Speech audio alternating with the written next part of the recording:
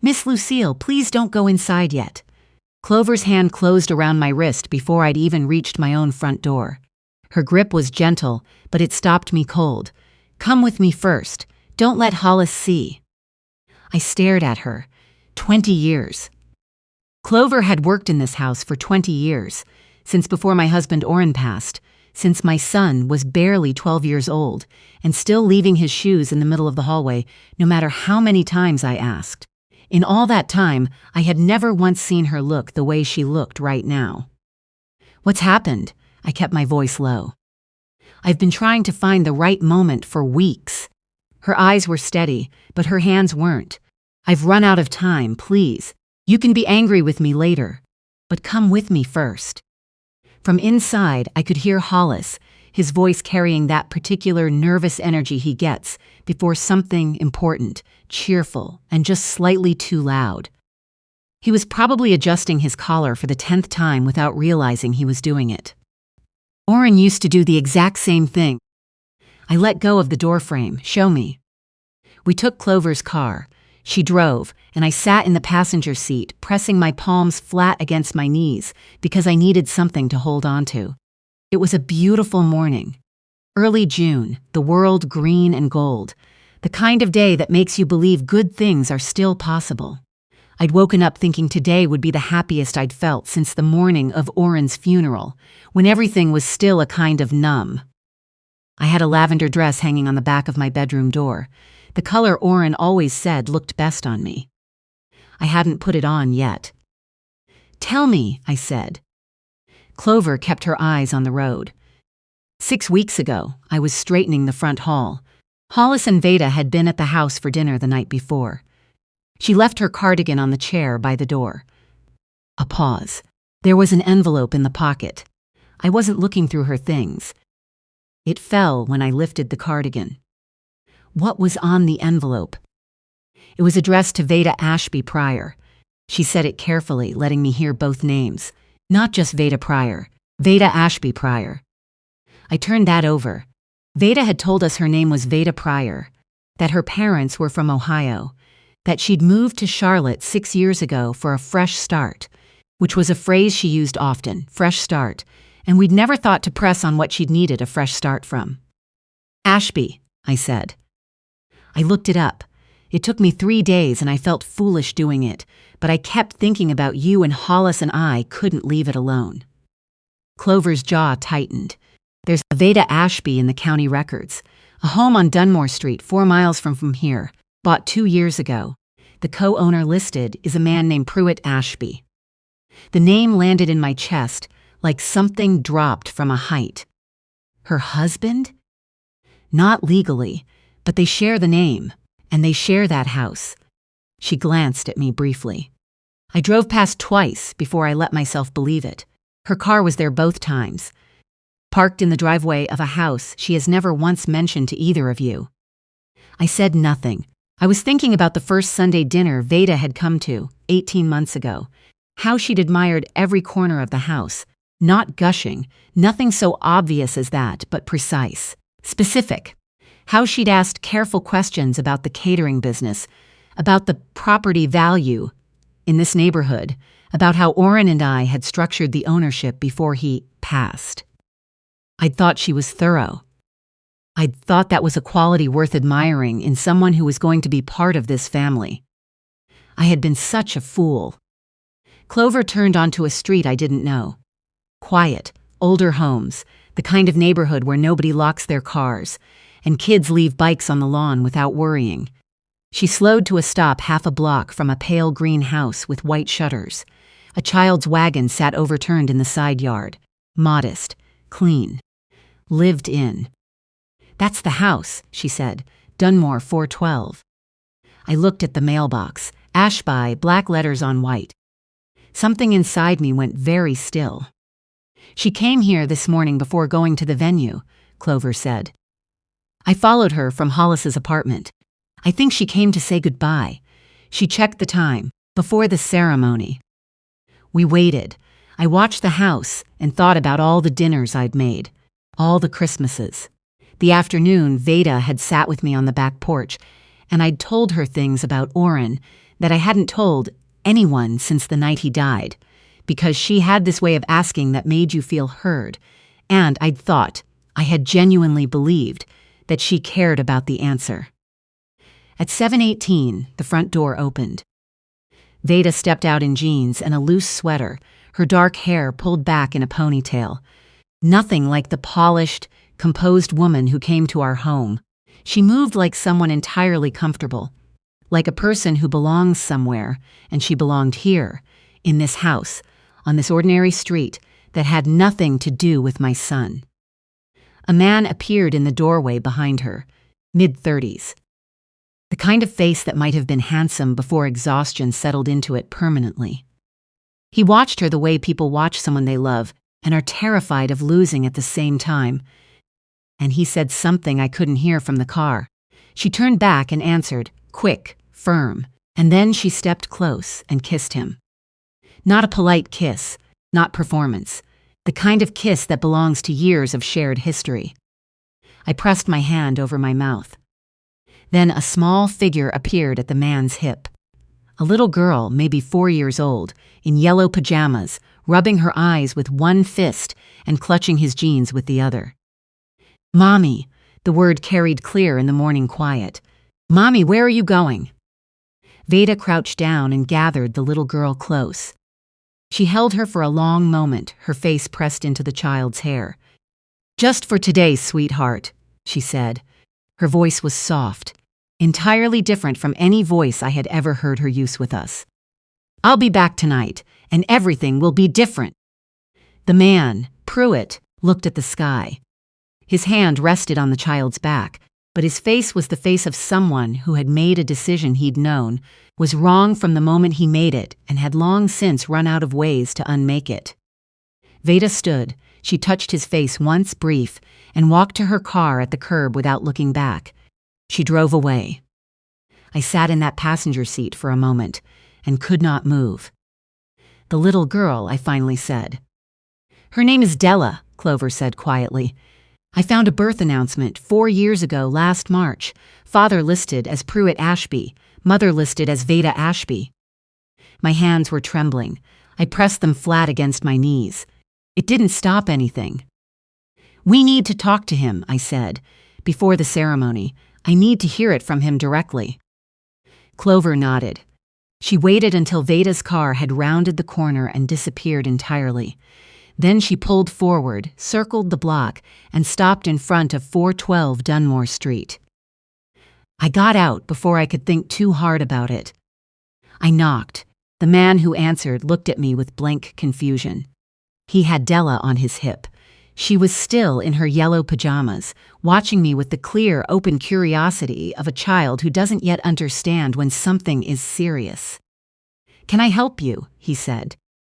"My name is Lucille," I said. "I'm Hollis Graves's mother." The blood left his face instantly. He stepped back without a word. He didn't ask me to leave. He didn't say anything. He just opened the door wider, and I walked into the home that Veda shared with this man and their daughter 4 miles from where my son had spent the last 8 months, planning his entire future. The living room held the ordinary evidence of a family, a folded blanket on the couch, crayon drawings taped to the wall beside the television, small rain boots by the door, a photograph on the bookshelf, Pruitt and Veda and a newborn, hospital fluorescents, both of them exhausted and luminous the way new parents are. I looked at that photograph for a long time. Pruitt set Della down. "Go play in your room for a little bit, okay?" He smoothed her curls back from her face. "Daddy needs to talk to this nice lady." Della looked at me with frank consideration.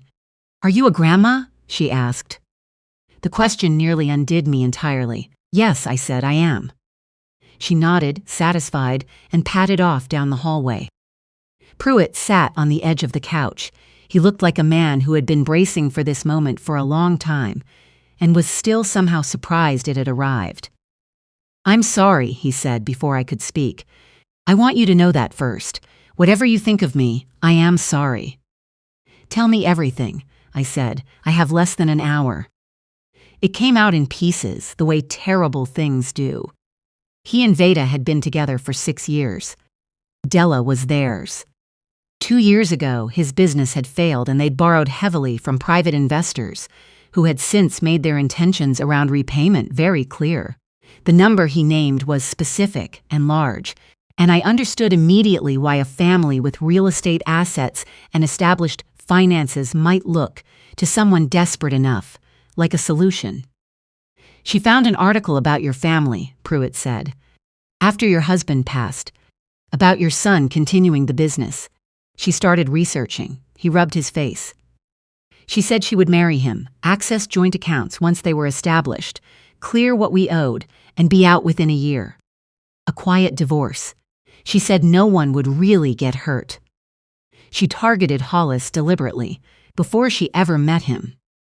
She knew he'd be at that charity event." He looked at the floor. "She knew he'd been grieving. She said a man who'd lost his father recently would be." He stopped. "Would be easy," I finished for him. He didn't deny it. I thought about my son's face the night he'd come home after that gala.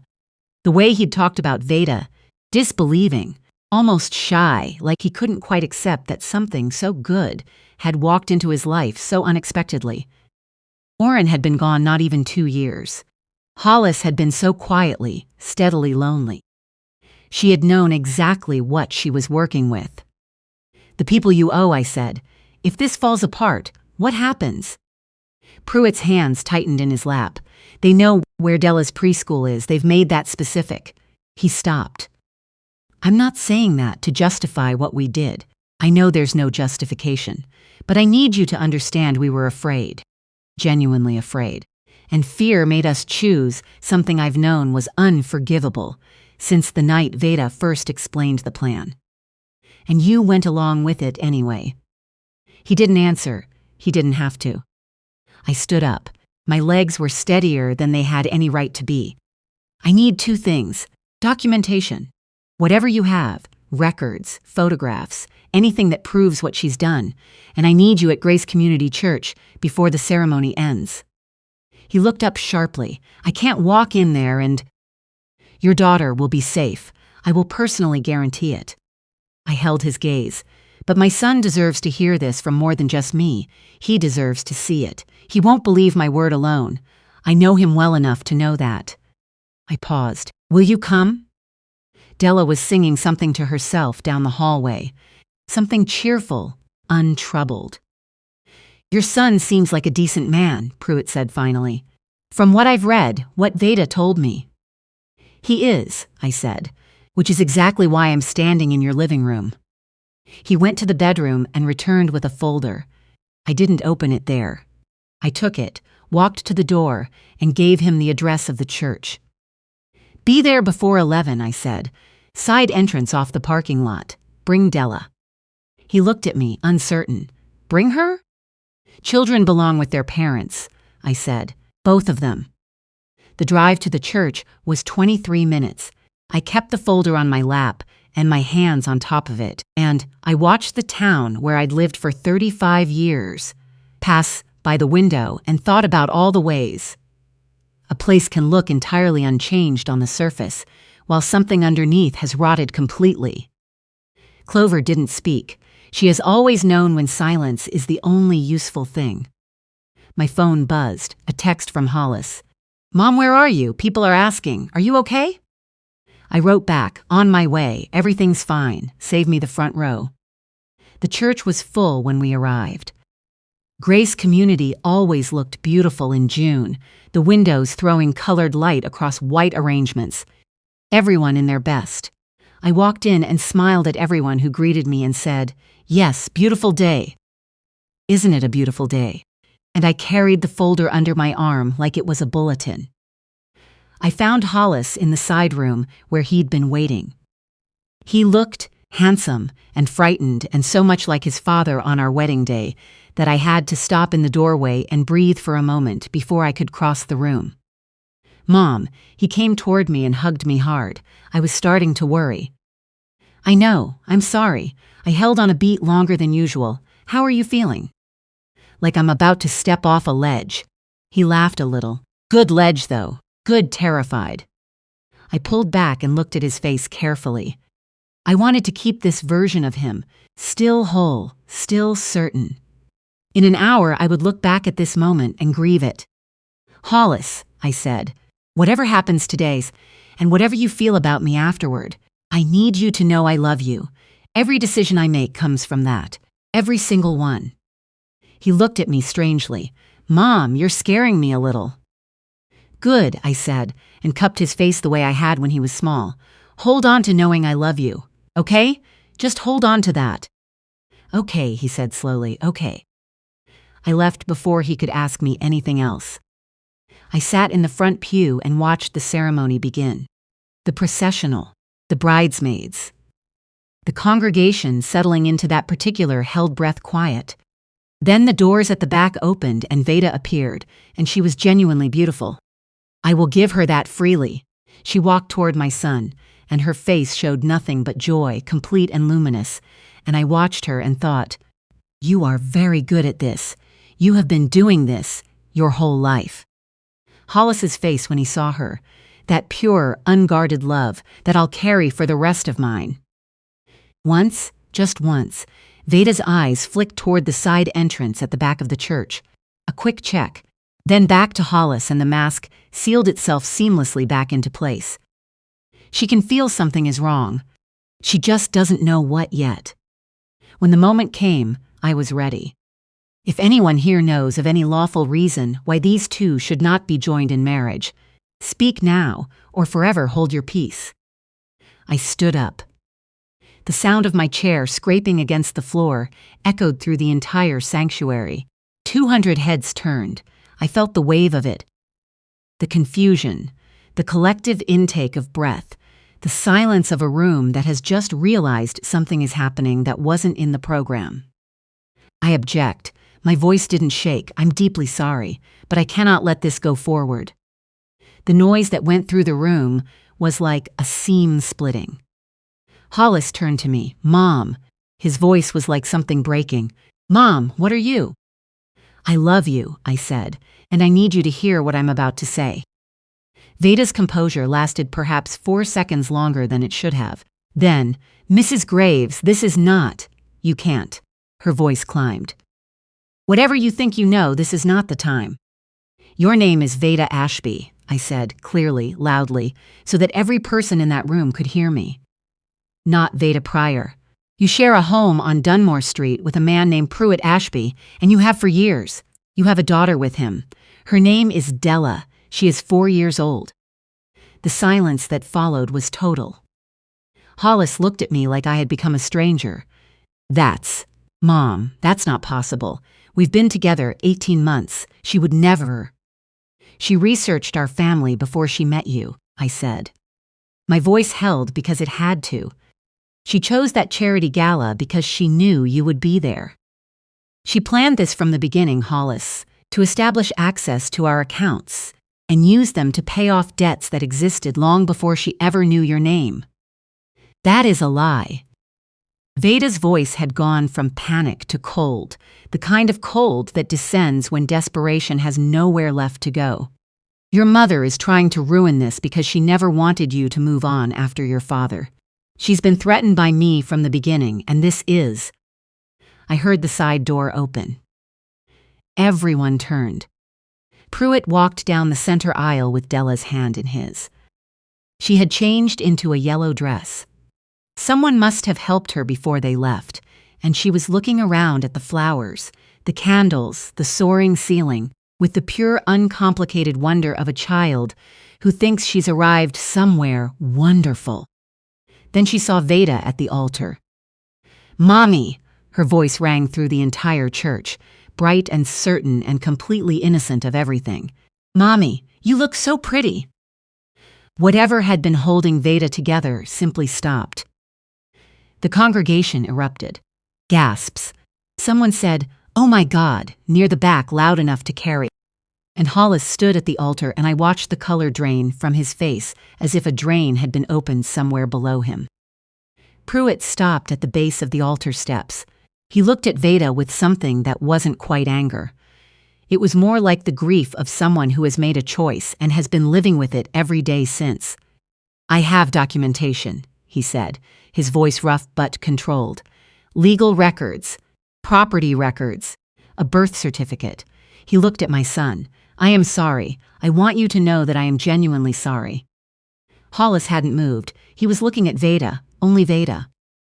Tell me it isn't true, he said. His voice was almost unrecognizable. Please, I'm asking you directly.